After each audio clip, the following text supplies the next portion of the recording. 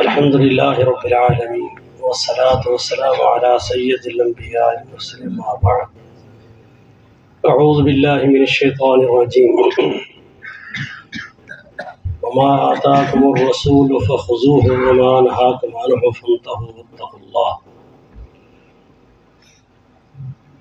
جو کچھ محمد رسول اللہ صلی اللہ علیہ وسلم اپنی امت کو تمہیں دے گئے ہیں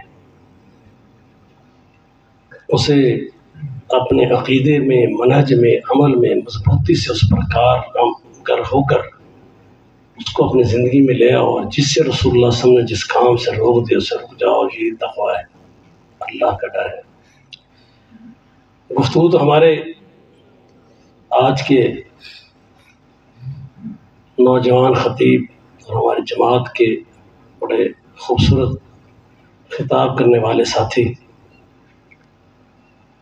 مولانا عبداللہ سلفی صاحب وہ آج کے مہمان خصوصی ہیں.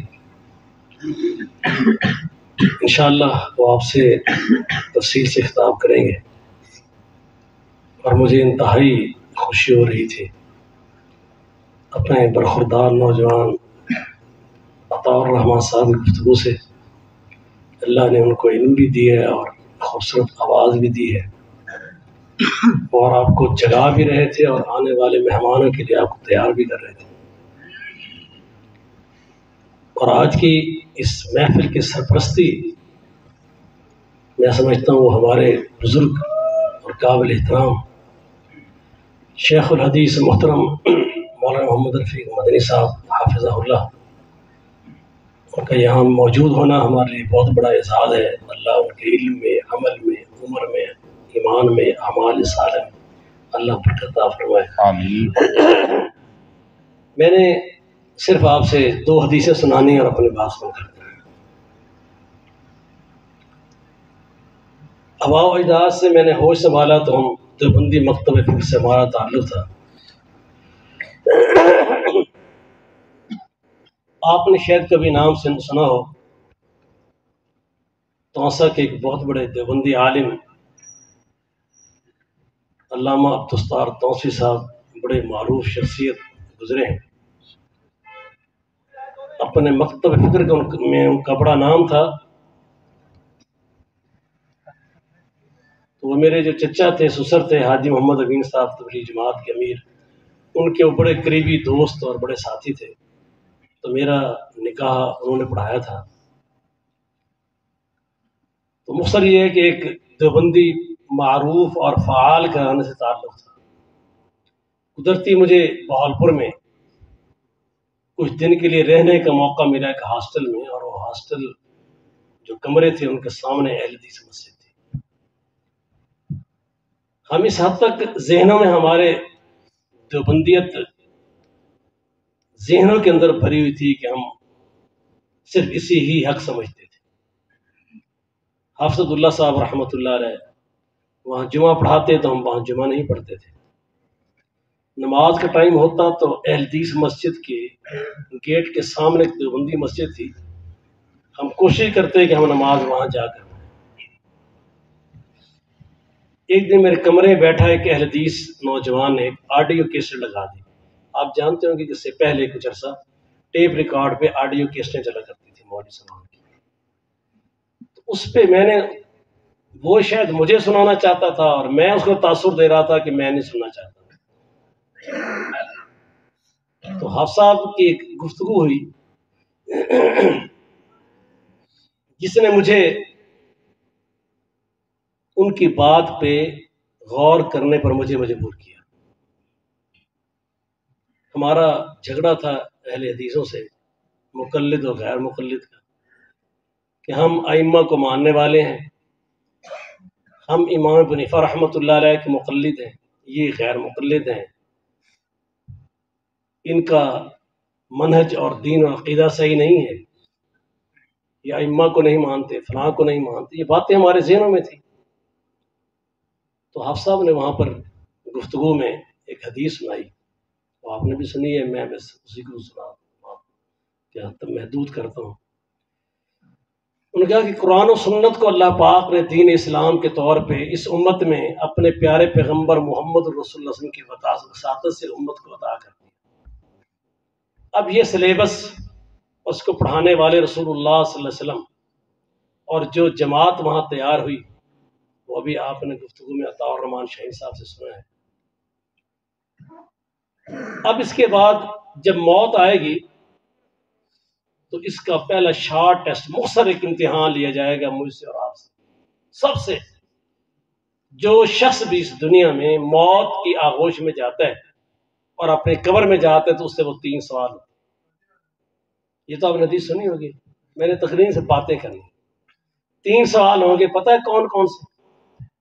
ایک سوال ہوگا اللہ کے بارے میں، من ربک کا، تیرا رب کون ہے؟ اس کی تیاری کرنی ہے، یہ حافظ صاحب سمجھا رہے تھے۔ ایک سوال ہوگا محمد الرسول اللہ صلی اللہ علیہ وسلم کی ذات کے بارے میں، ما تقول فی ھذا الرجل الذی بعث فیکم۔ تیسرا سوال ہوگا دین اسلام کے بارے میں۔ آپ کے ذہن میں کوئی ہے کہ اس کے علاوہ بھی کوئی سوال ہوگا؟ کیا خیال ہے؟ کوئی سوال تو کس امام کا مقلد، تیرا پیر کون، تیرا مرشد کون، تیرا سلسلہ کیا، تو نقش بندی ہے، چشتی ہے، قادری ہے، تیرے اکابر کون ہیں، تو دیوبندی تھا، بریلوی تھا، وہابی تھا، کیا تھا؟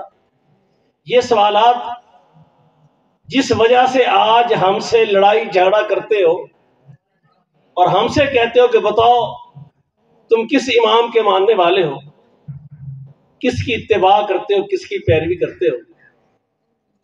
مجھے یہاں چھوٹی سی بات بھی یاد آ گئی۔ 1995 میں حاجی رفیق صاحب رحمۃ اللہ علیہ میرے ساتھ تھے، تو ہم ایسے 8 ذی الحجہ کو احرام باندھ کر مکہ المکرمہ سے حج کے لیے مینا میں جانے کے لیے چلے، تو وہاں پر کچھ ایک گروپ بیٹھا تھا، وہ سارے پٹھان بھائی تھے اور انہوں نے داڑھیوں والے احرام انہوں نے بھی لپیٹ لیے، تو بیٹھے آپس میں کوئی بات کر رہے تھے اور بار بار ہماری طرف دیکھ رہے تھے۔ میں نے محسوس کیا کہ ان کے ذہنوں میں کوئی مسئلہ ہے، اٹھے اور آ گئے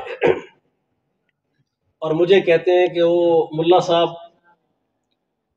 ایک مسئلہ پوچھنا ہے آپ سے۔ میں نے کہا پوچھ لو۔ کہنے کہ پہلے تم بتائے گا تمہارا مذہب کیا ہے؟ میں نے کہا جی میرا مذہب اسلام ہے۔ یار تم ادھر کا بات کرتا ہے، ہم پاکستان کا بات کرتے ہیں، ہمیں یہ بتاؤ تمہارا مذہب پاکستان میں کیا ہے؟ میں نے کہا میرا مذہب پاکستان میں اسلام ہے۔ یار تمہیں سمجھ نہیں آ رہا، تم کس امام کے ماننے والا ہے؟ میں نے کہا امام الانبیاء محمد رسول اللہ صلی اللہ علیہ وسلم۔ تو وہ کہنے لگے دوسرے کو کہ اس کو تو یہ نہیں پتا امام کیا ہے، مذہب کیا ہے، تو اس سے کیا مسئلہ پوچھنا ہے۔ اب قبر میں 3 سوال ہوں گے، اس کی تیاری کر لو۔ اللہ کی توحید پر، محمد الرسول اللہ صلی اللہ علیہ وسلم کی سنت، رسالت، اطاعت پر اور دین اسلام پر۔ چوتھا سوال نہیں ہوگا۔ اگر کوئی شخص امام ابو حنیفہ رحمۃ اللہ علیہ یا علماء دیوبند یا علماء اہل حدیث یا علماء بریلوی یا اپنے کسی چشتی قادری اگر کسی کے نام سے بھی آشنا نہیں ہے نا، قسم ہے رب ذوالجلال کی، اس کے ایمان اور اسلام میں کوئی فرق نہیں۔ اور اگر وہ محمد الرسول اللہ صلی اللہ علیہ وسلم کی ذات سے، آپ کے فرامین سے، آپ کی حیثیت امت میں کیا ہے کہ آپ اکیلے ہی مقتدا و پیشوا ہیں، آپ ہی رہبر و رہنما ہیں، آپ ہی امام اعظم ہیں، آپ ہی کی اطاعت سے جنت ملے گی، آپ کی بات کے انکار پر کفر ہے اور جہنم ملے گی اگر کوئی ہستی ہے محمد صلی اللہ علیہ وسلم۔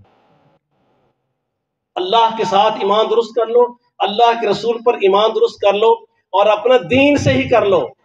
قبر میں سوال ہوگا تمہارا دین کیا ہے، ہم کیا جواب دیں گے؟ بتائیے کیا کہیں گے؟ ہمارا دین کیا ہے؟ اونچا بولے۔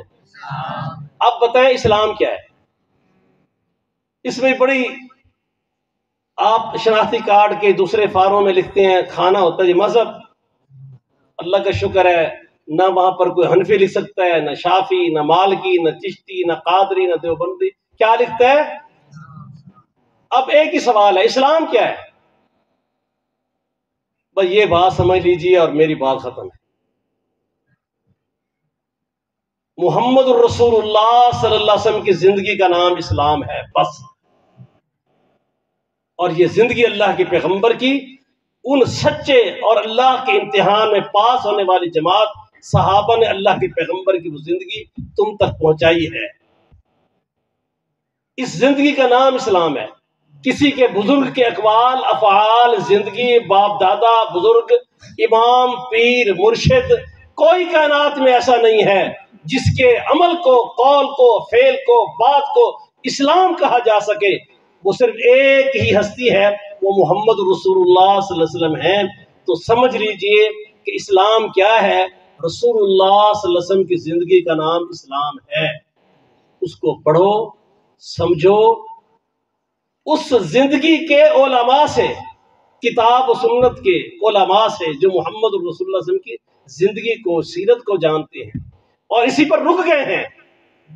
اور اللہ نے یہ بہت بڑا اعزاز دور حاضر میں اہل حدیث کو دیا ہے کہ سٹیج سے اللہ گواہ ہے، اس بات کا کوئی جواب کسی کے پاس نہیں.